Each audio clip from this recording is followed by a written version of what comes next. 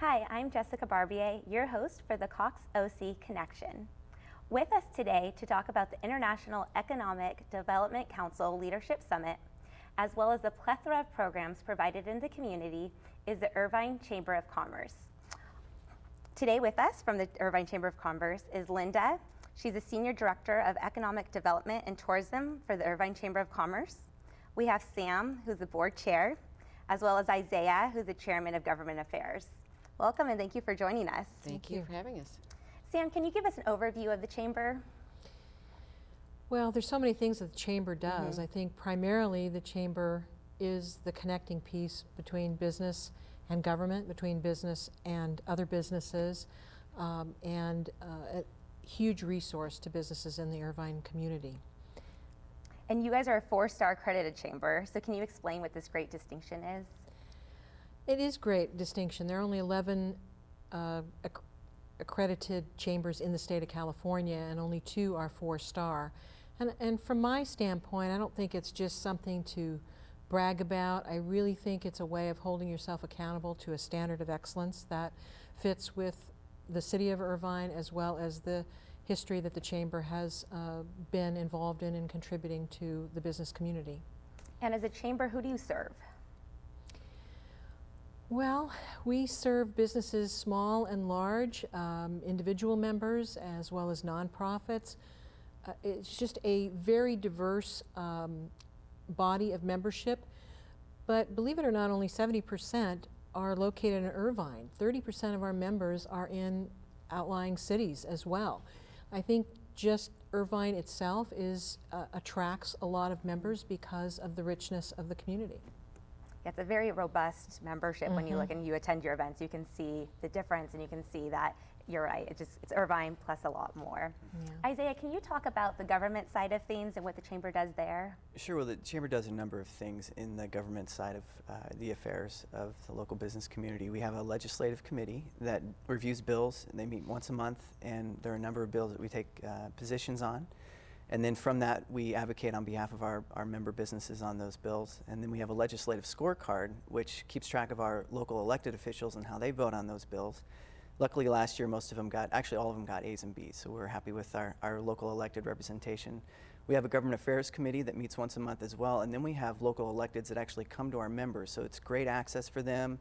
They have a chance to talk to the influential people that make decisions that could impact their business. Last year, we had District Attorney Tony Rakakis, the CEO of the toll roads, Neil Peterson, and Daryl Johnson from the OCTA. So, and then additionally, we have a political action committee called ICEPAC, which again will endorse candidates in the county and statewide, and then we look at ballot measures, and so we're always involved in a number of things. And what types of issues do you take action on? Sure, so it depends on the type of business, but we have local corporations based in Irvine that have a national presence. So we've actually looked at the medical device tax related to the Affordable Care Act. We have a couple of biomedical companies that are concerned about that, so we've gotten involved in promoting that position, which is to repeal it. Locally, the Great Park has been something that we've been trying to promote the finishing of as sort of a public-private partnership, and we're proud of how that's turned out. And then at the state, there's hundreds of bills that pass every year that we have to be concerned about that might impact our members. And the Government Affairs Committee, who's that made up of? So the Government Affairs it's an exclusive committee made up just of the members in Irvine. As chair, I allow anybody that wants to be involved in that. Usually, Government Affairs reps from some of our member businesses will be there. We have Metropolitan Water District. Edison has a representative that shows up to that, and then we get local district representatives from the different elected offices. And Linda, let's talk a little bit about your role. So what is the role of business and economic development and tourism? It's a long title. It is. So can you tell us a little bit about what your role entails? Well, in addition to being a 4-star accredited chamber, which is a distinction enough, we're one of a handful of chambers in this country that actually embraces a full spectrum of scope of work for the business community, economic development and tourism. And those are very often separate organizations from a chamber. So this chamber distinguishes itself in that way. So the work that we do for our 800 members and for Irvine is all dedicated to economic vitality of its members, of the business community. And so our programming is dedicated to promoting a vital economic environment in which businesses start, grow, expand, and most certainly stay. So one of the things that we launched about 6 months ago now was a re-engineering, if you will, of our Economic Vitality Council. And that's chaired by Dave Andori with Citizens Bank. And I call it the mothership because under that is housed 3 very formidable committees: Business Retention and Expansion, which is chaired by John Colvin with Event Movers. And we have the Economic and Workforce Development, which is chaired by our president, Dr. Glenn Rockmore of Irvine Valley College. And the last one is Business Attraction, which is chaired by Albert Napoli with the Metropolitan Water District. So we have some heavy hitters providing leadership. No less than 12 time-dated, results-driven task forces are currently underway. We have nearly 100 chamber members involved in some sort of exploratory work, research, fact-finding, so that that information is then brought back to the larger Economic Vitality Council, and we decide how best to implement it, execute it, incorporate it. Very exciting work. And as I said, the chamber these days has been something of a beehive. So some of the programs that we're engaged with are workforce development, actually helping to create the discussion of the 21st century education business model for the future. We're looking at skills gap analysis and talent attraction and retention. We're going to be conducting a business outreach rally. We're hoping to have 200 members calling on 1,000 businesses on April 2nd. So very, very exciting. Very exciting. I'm convinced now that you all have clones running around to get all this important work done. I thought I was busy, but, and speaking of the busyness, I know that your calendar is just a tad bit, just have a couple of things going on. So do you want to speak to some of the upcoming events that our viewers at home can sign up or get involved with? Yeah, you want to talk about the big one, Sam? Well, the Business Outlook is coming up January 30th, and we normally have about 800 attendees there. The keynote speaker is the publisher of Forbes magazine, and it is just fabulous. And just for me personally, as a business owner as well, to be able to invite my clients to really a signature event like that is, you know, is just invaluable for business promotion, for building relationships, and the quality of these events is just astronomical. Yeah, really. top notch. Yeah, it really is. I can vouch for that. And what's the expected attendance at this event? Well, we're approaching 800, and that's been pretty consistent over the past 3 or 4 years. Do you still have some tickets available if anyone would like to go online and purchase those? Oh, of course. Okay. We will always add another table if we need Exactly. to. Event Planning 101. Yeah. Do you see these events as another way to support the community as well? Absolutely. You know, I don't know where people can get good business information other than through our chamber efforts. So I guess that would answer your question. And with all this hard work, obviously comes recognition. So Isaiah, would you speak to some of the recognition you've received, or not you particularly, but the Chamber of Commerce? Sure. Well, the 4-star accreditation for one. I think some of the larger things that play in well with the city in terms of some of the city's recognition reflects well on us as well. And that list is long, and I don't think we have enough time for all of that, but just a couple.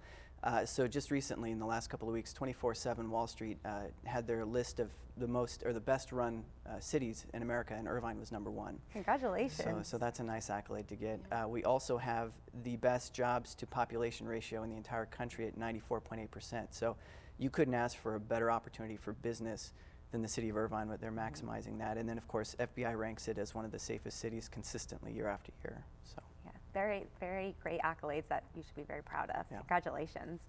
Linda, can you speak to the partnership you have with the International Economic Development Council? Absolutely. The International Economic Development Council is a worldwide organization that specializes in the performance improvement of economic development organizations. And so we will be hosting on February 2 through 4 in Irvine leadership from across the country and around the globe. international and national speakers, speaking to all manner of topics on economic development. We expect approximately 400 attendees, and we're looking forward to welcoming them. That is, by way of segue into the tourism aspect of this, is that we sought that because that is a really fabulous meeting to have in your community. We're hoping that the quality of the people who will be visiting us will see Irvine through fresh eyes and a new perspective.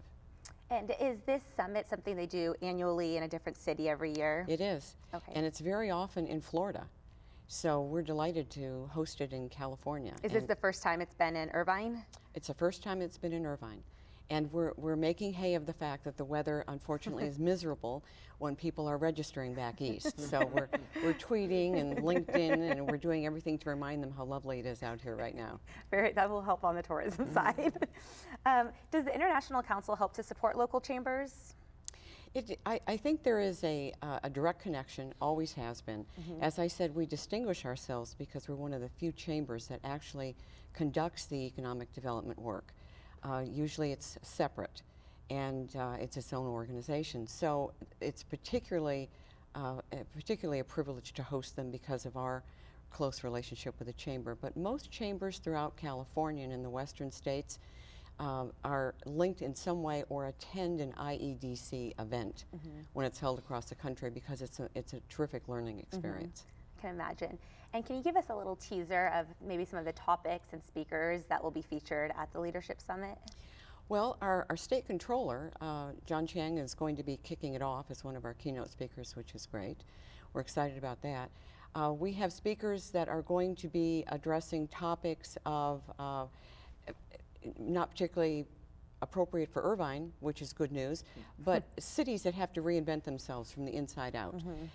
In California, as you know, the redevelopment agencies are no longer, and so there are new resources that have to be tapped. Well, that same experience is being felt in other states across the country.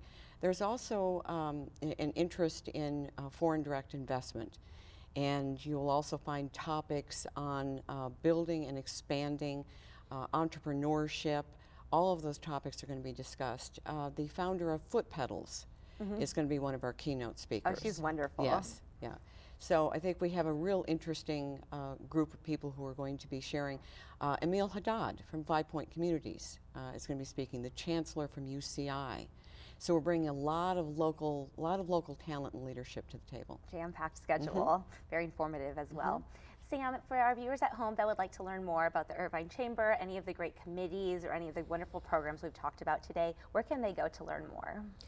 Well, our website is irvinechamber.com, and it's jam-packed full of information. It's a very effective website, very interactive, and that's the place to go to find out. It's got a full calendar of all the events, and you can just call the chamber too, and they'll hook you up with any kind of committee interest that you may have.